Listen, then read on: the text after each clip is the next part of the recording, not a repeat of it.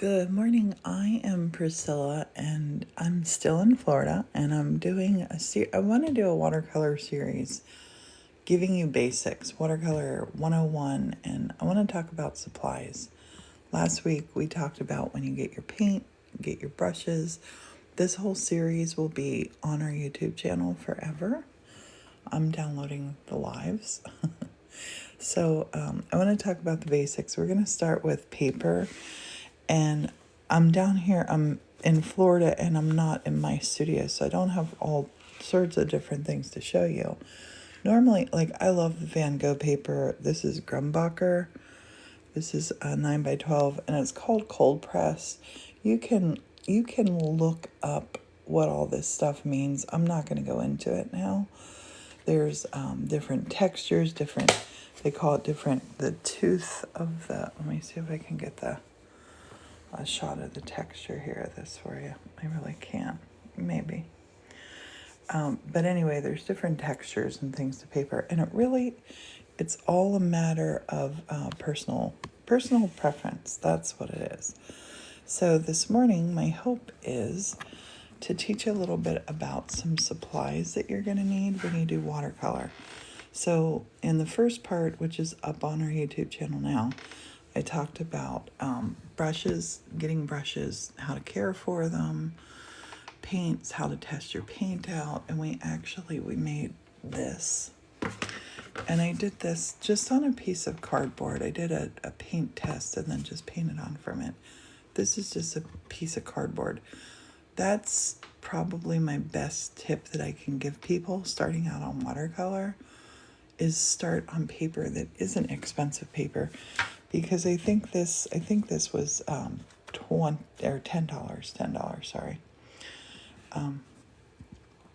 So I want to show you here some things. This is just paper in here loose. You can see it's kind of falling apart.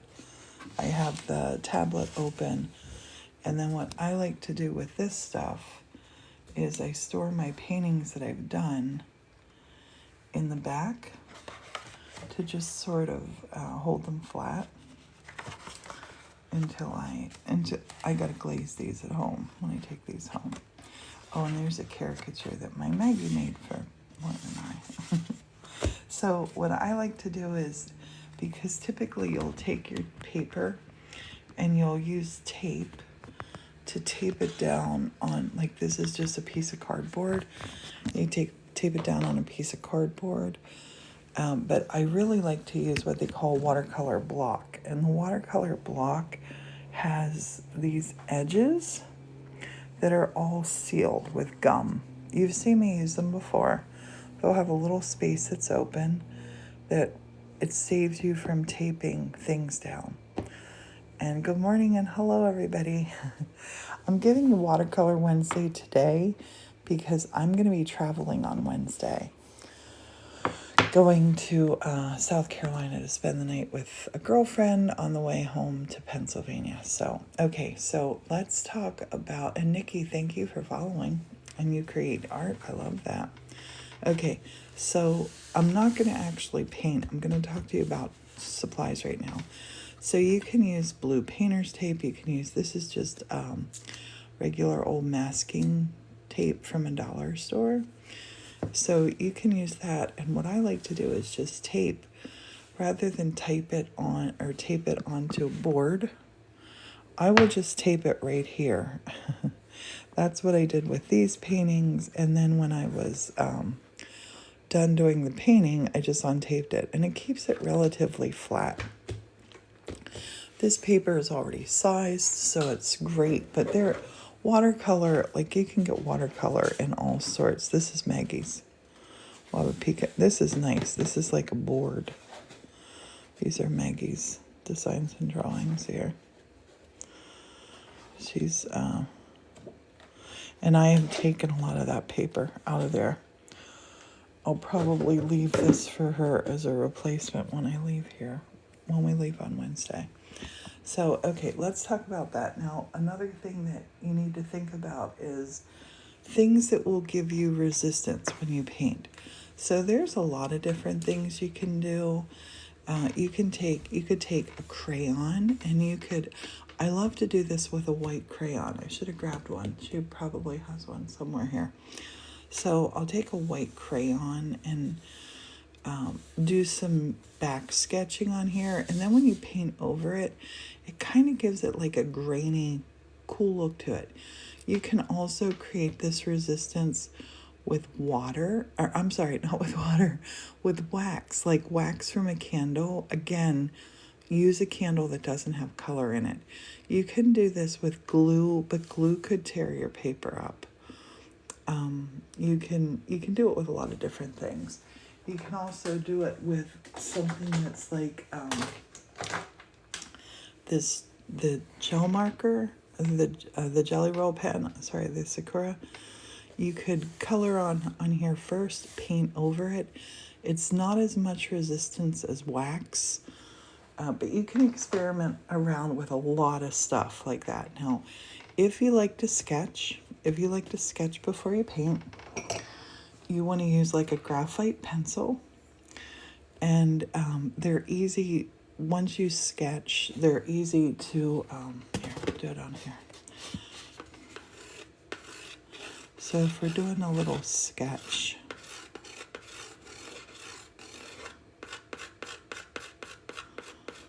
and I like to do loose sketches with my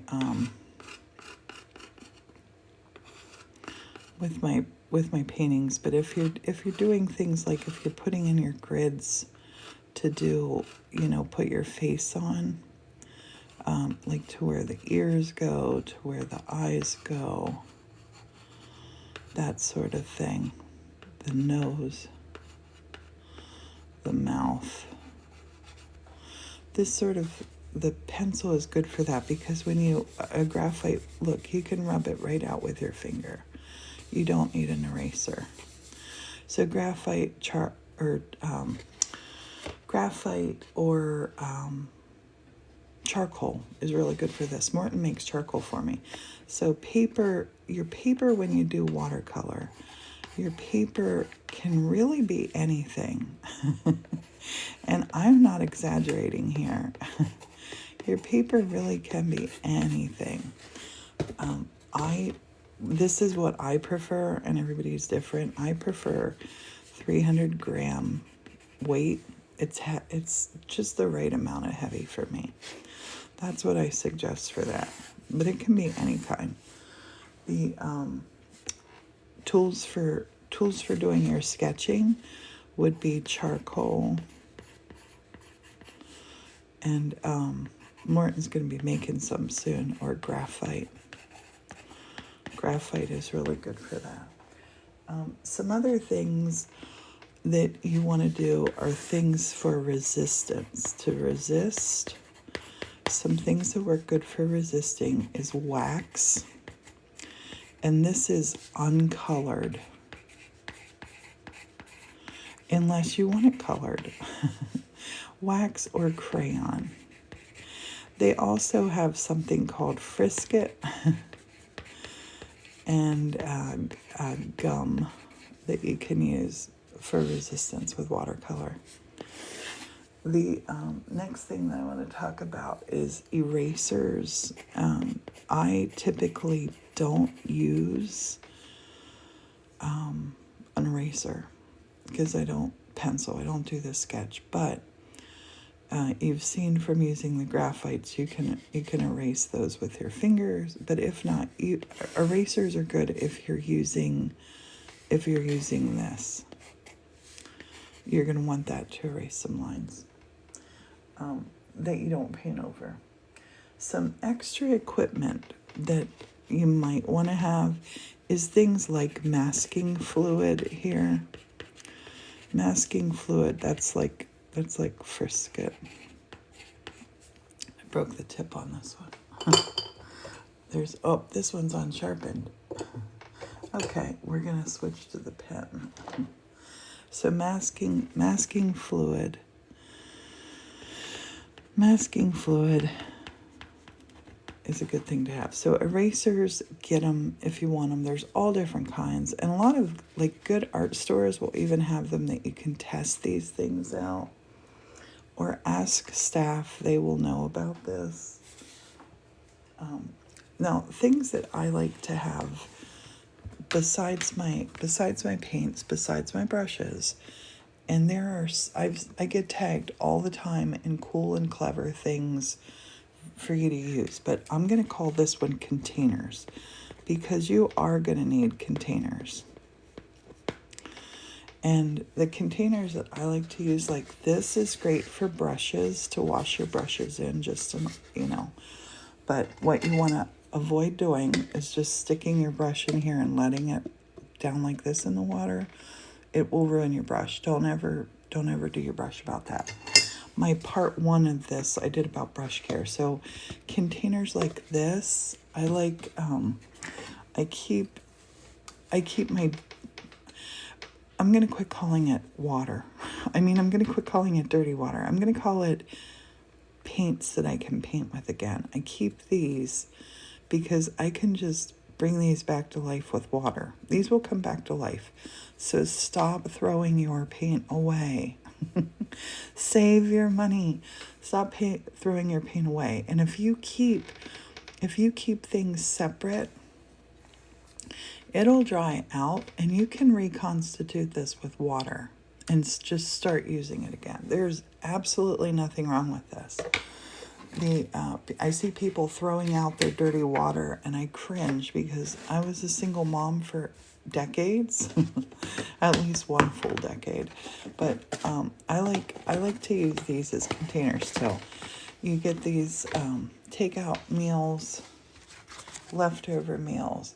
So you get a lid. These work great for acrylic paints. We're talking about watercolors right now, but these are wonderful because you can keep your colors in the corners, and you have 2 here, and let them dry, and then you could just put them together and have them for the next time. You can buy special containers if you want to. I don't. I absolutely don't. I might get like a pretty little bottle or a pretty little cup or a broken cup or something and use that for my watercolors. But there, we make and use enough plastic that you're going to have containers for ages.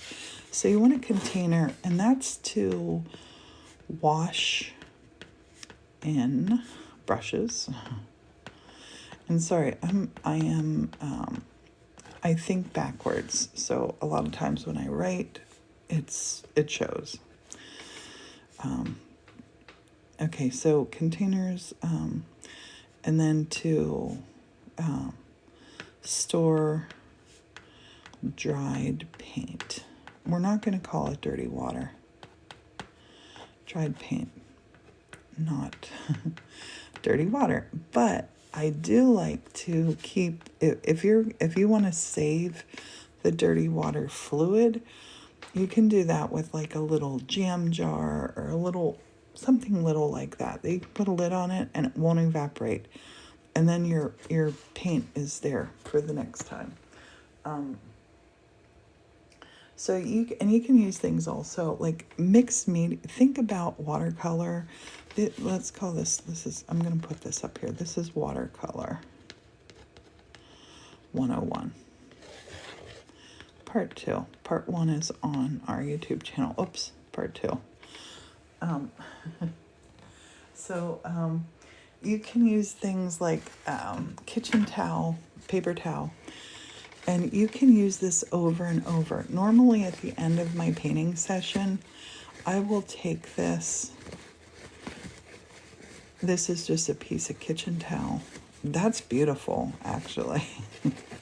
I'll take it and lay it out to dry, so I have it to use the next time. So think about kitchen towel. Think about reusing this stuff. Reuse it. Let it dry. And when this is all done, I could actually stretch that out. I could paint on that. I could turn that into a really cool painting. 100% I could. And it's just paper that you're printing it on, or that you're painting on. I see things there. Different things on both sides. So reuse this. I've taught a lot of workshops. Hey, Sherry, thank you for that, for the heart me. I've taught a lot of workshops where I have seen people waste so many supplies, and it's heartbreaking because you want to, supplies are expensive. You want to save and reuse. Some of the other things that are great to use is like a drawing board. So a drawing board, I'm going to explain what that is. A drawing board is as simple as this. This is a board, this is a piece of cardboard. It's hard. I could tape my canvas to here. I could tape my paper to here. Something, and this can be wood, just a piece of flat wood, cardboard, or even your desk if you like to paint flat. But I don't suggest that one. Wood and cardboard are the best, or like an old plastic cutting board. Old cutting boards work really well for this. I'm going to write that down, cutting board. And I'm going to tell you why. A desk is sort of like, I'm going to put a question mark here and like a shocked face. Like, desk. No. Because when you tape it solid, if you need to move this painting, it's down there now. So if I tape my paper, if I tape it to a piece of cardboard or whatever, I can turn it around and paint what feels comfortable with me. When I did that, when I was doing this flower, I actually turned this piece around. So you want to turn and keep your hand in a good space. I've seen people, when I'm teaching classes, want to stretch over here and try to do all kinds of wild things. And yeah, don't do that. Be easy on yourself. So a piece of drawing board, and these are supplies you need other than your paint and brushes. We talked about that in part 1. This is part 2. So some other good things to have is things to give texture, and I'm just gonna call this texture tools. And everyone always tells me that I should do lessons in this. So this is free online lessons for you that's going to be on our YouTube. And I have it in Watercolor Wednesday stuff on our YouTube channel. So texture tools, that would be something like a sponge. That would be something like this, crumbled. If I wanted to make clouds, I have a painting here that I did where I did clouds on it. Let me show you. I did some clouds on this one, and I did that with my crumbled up paper. My crumbled up kitchen towel. So texture tools is something for that. Drawing or painting on live is difficult because you're left-handed. I gotcha. Just set your phone up so you can do it with your left hand and put your phone over here. Looky. Just set everything up to your left side. So I do the ambidextrous thing. So here I just switch to left hand, and you can do everything from this side. No one's gonna know that. Like if I'm back here looking, nobody cares. It's only difficult if you don't have the equipment. So I'm just on a little tripod here, and you can use your left or your right hand. So get going on live. People want to learn stuff. Share your skills. We are here to share and help each other, I feel. Okay, so texture tools. Yeah, Kelly, no worries. Texture tools. I like traditional things are sponges. I'm going to put here paper towel, tissue. But please don't be taking this stuff and throwing it out. Use it over. Tissue paper works good. I like to use natural things. I'm going to write here natural. And so like leaves, branches, oh, things like this. Things like this. Look at, this is a little cork. This little cork here, if you put up, I kind of want to just paint to show you this. I don't have to remember that has, let's just do it on here so I don't remember, or so I don't get my paint all over the place. I'm going to just take a little bit of water here. I'm going to rehydrate my dirty water. This is how easy your paint comes back to life. Don't throw your paint away.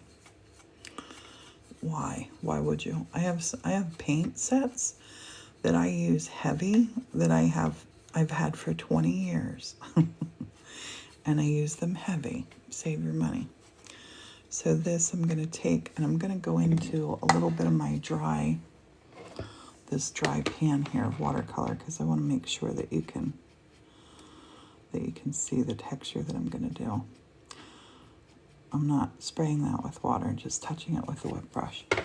So here, the texture tools, I'm going to just paint a little bit of that here. Now this is on cardboard that I'm doing this. I don't know that you're going to be able to really see and tell that this is happening, but we'll try it. So you take the little cork and watch now. You might want to let it dry a little bit. I'm going to give it a twist and then pull. And look, it puts the texture in. It's a really cool way to enhance stuff with natural things for texture. And then you can almost use this like a rubber stamp as well. Look at that. Look at that. So you could even, if you wanted to, I'm just going to spread this around so it dries. You could even do this with a rubber stamp. Don't limit yourself. Please don't limit yourself to normal thinking. Get right outside that. And these kind of things are great. You could take it, roll it along the edge, and just think outside the box when it comes to putting texture down. And Kelly loves it. Yay.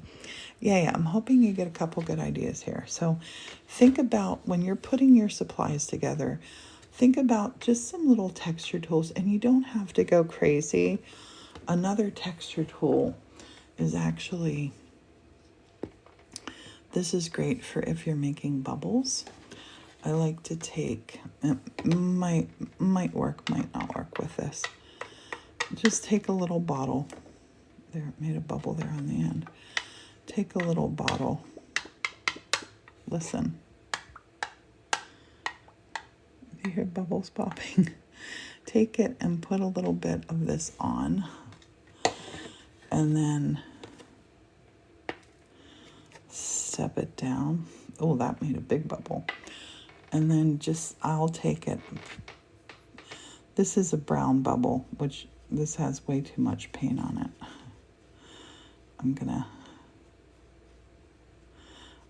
I guess you could have a brown bubble in a swamp or in a bog.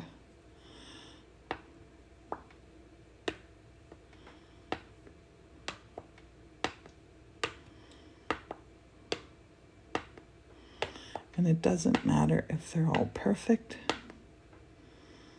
This is a great and easy way to make bubbles. And you can do that with fun stuff like this. And thanks for following me, man. And good morning. Happy Labor Day, everybody. I'm not going to be doing Watercolor Wednesday because I'm going to be traveling, road tripping from Florida to Pennsylvania with a stop in South Carolina. When you make a bubble, you want to water this out a lot. Water your brush out a lot. Oh, spray bottle. Spray bottle. Gotta have it. Gotta have it. Get that paint watered out of there. I'll wipe that off. And then just stroke a little bit around to make your bubbles. Bubbles are super fun to make, and I like to do that. What I just showed you with a couple different colors to make a bubble. These are brown bog bubbles, we'll call them. And then we'll dab these off so I don't not running my hands in this stuff. But things like this are really great to have in. And let's talk about a spray bottle. You want a spray bottle? How cute are these? These two I'm leaving for Maggie. I'm taking a couple of them up the road for me. I'm going to make some little upside down miniatures in here when I get home to my clay. Okay, so a spray bottle. You definitely want a spray bottle. I love it to hydrate my paints. I love it to, like I just showed you, cleaning out a brush. I love to clean out my brush with a spray bottle. I'll just do that here. I got the hiccups. I like to clean my brush out. When I clean the brush out, I like to always go from dry to wet. And you might think, hey, you're using a colored piece of really dirty kitchen towel to do this. It's not dirty, it's painted. It's painted. I can turn this into a piece of beautiful art, I promise you. This is also great for mixed media. Like if I wanted to tear out the shape of a bird from this and put this on a mixed media piece, that would be fantastic. So look, this is that brush, and look here. It's clean. Oh, there. I'm pushing really hard. There's a little bit of dark in it. Just dry it off. Just dry it off. And it's ready to go now the next time. And get that shape in and store it. Store it. Brush up. Okay, so you definitely need to have a spray bottle. And I'm going to put this live. I'm going to put it up on our YouTube channel. Spray bottle. And that's to hydrate your paints. Let me think about what else.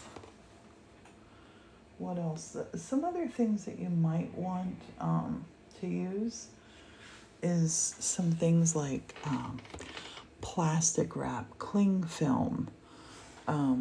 This isn't cling film, but something like this, right? Something like this, but that's crinkly. Because if you take a crinkly thing and put it onto your watercolor, when you lift it up, oh, I actually have something here to show you that I've done that on. I have an example for you.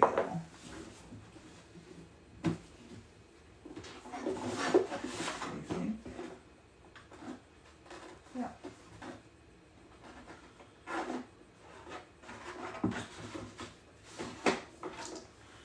So this is one that I had done. I had painted it, and then I put like saran wrap bunched up on it. And hello, Jackie, and good morning, Lizzie, and thanks for following, New Moon. So you paint, and then you put that. So this, I'm gonna call this effects, After Effects. So After Effects could be cling film. We call it cling film. Do you call it cling film? I'm going to write cling film, like saran wrap, you know. Cling film, wax paper works really cool too. You can use that over and over. And things like this, these are little tabs off of self-stick envelopes. You can crinkle these up, right? Things like these. And look at all that cool texture you get. Look at that cool texture. So you could take that, dab that right into your painting, and when you lift it off, you get some really cool effects. You need to let it dry there. I'm going to make a video showing you that effect too. Okay, let's think about some other things. So After Effects, oh, I don't have one here to show you, but you know magic erasers. I'm going to write this down, magic erasers. I have one at home. I will show you this technique at home. So magic eraser. If I wanted to make this moon look like it had moonbeams coming off of it, I could take a magic eraser and everywhere where I'd rub that, brush that, it would take the paint back off of there. Magic erasers are super cool for After Effects. So something like that is a good thing too. And then I store my paintings that I'm working on when I'm not at home with my own studio supply stuff, all good stuff like that. I store it like in here. Okay, so magic eraser. Let me think now. Did I put the masking tape? Masking tape.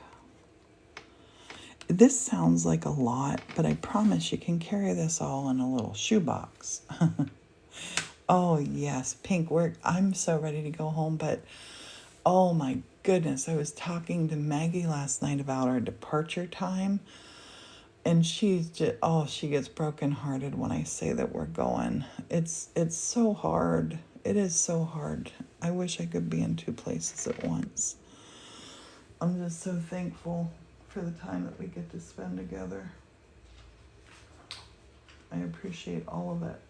But what I suggest doing is keeping your, I'm going to move this stuff out of the way here now and show you, because this is a really good list. You'll get an idea as you're going along. You'll just find stuff that's cool and it works, and things like this. This came off the end of the paintbrush. This thing is so great for making bubbles with. So good. So good. Hey, sassy plants. So I'm going to show you, and you can peek inside the box right here. This is a box that my sister got me.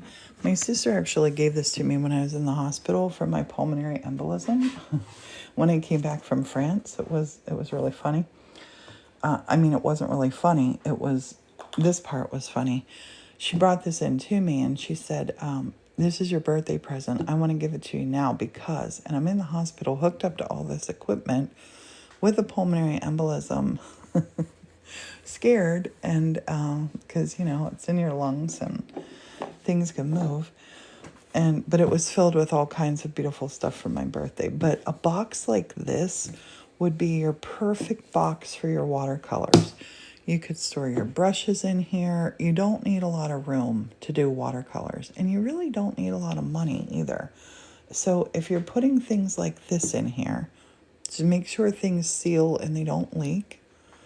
I have these really cute little spray bottles at home that I use. Or if you have spray bottles like from a little empty old thing, these are great too to use in there. You can store everything in here. And in this one, I have paintings. These are paintings. I did these inks. These aren't on our website. I did the paintings. This was paper that I had taken to France when I did the artist residency there at Chateau Orqueville, which I love Chateau Orqueville. I was actually just talking with the owners and their one manager yesterday and today. They had gotten a package for me there and had offered to send it to me in the States, and I said, open it and keep it. So if you sent me a package when I was in France, it did not arrive when I got there. It arrived now. So whatever it is, I said that they could just keep it and put it in their in their collection of supplies for people to use. So this I made in France with the inks that Pam had got me while I was there. And but you can see I stored this artwork in here because I was hoping to take pictures and do things with this while I was down here in Florida. But it's been a busy time. I'm gonna eventually put these on the website or put them in the place where I have my things for sale. I love that. That's kind of the view from the chateau. Lemon. And that I did that technique with, of putting the saran wrap down like I did with here. like I did with here. So this sort of box here, I have my little bottles in here that I'm taking home. 4 of them I'm taking home. And I have this for my Erica. Erica, don't look. That's just something that I got for Erica. But this box is, this size of box is so good to store your stuff in. You see it holds 9x12 sheets, nice. These are my 7-inch rounds. This one's not for sale. I'm keeping this one. I love that one. That one, I think that one is on the website. Maybe, yeah, number 20. That was my first tulips that I did on the round. And these were my full moon paintings that I did the night of the full moon that are on there. These are my well-traveled paintings. They have been to, these have all been to France. I stamped these with the Chateau stamp that they have there for all the artists to use to mark their things if they want to. And they're not created by the Chateau, they're created at the Chateau. And it's a worldwide, it's an international residency program for artists from all over the world. And I have a couple of friends that have applied for it. Hopefully are going to go. Good morning, Sheila. And anyway, I was supposed to do another residency in May. I've decided to not do that. Instead, Morton and I we're going to do something for the whole month of May. Probably go to Norway. But a box like this, perfect for keeping all of your stuff in. And I think this one is really special to me because it's gorgeous, it's beautiful. My sister got it to put my birthday present in and then gave it to me while I was in the hospital. So it has special, special meaning. So you don't need a lot of room for your supplies. And I like it that you can just grab a hold of it. My sister also gave me this while I was down here. Look at the hat box down there. That has 78s in it that we're taking home to the church. These are things still to go to the car. Only packed to go. So there you have it. That's the list. That's my list of things that are great to have in your box. And most of these things you probably already have. So it's not like you got to run out, buy a ton of supplies. Things like this is a good thing too. Some people paint their signature on. I like to, I'm going to put this here, pen for signing. And I typically use a Sakura, what's the name of it? Oh, micron pen, a micron pen. I love them, artist quality micron pen. And you want that to be permanent. Oh, and then something for after your painting, I use, and this is getting so messy, I use a wax sealer for the finish, for after. I'll show you that at home. And that's perfect timing because I hear everybody talking now in the kitchen. It is Labor Day. I'm going to go out and go swimming, and I hope this helped. I'm going to put this live up on our YouTube. Thanks everybody for being here, for watching. Don't be intimidated by watercolors. Paint on anything, paint with anything, have fun, and create your own beautiful world. Remember, there is no time for hating when you're so busy creating. Have a beautiful, beautiful day, and I hope all your wishes and dreams come true. Bye for now.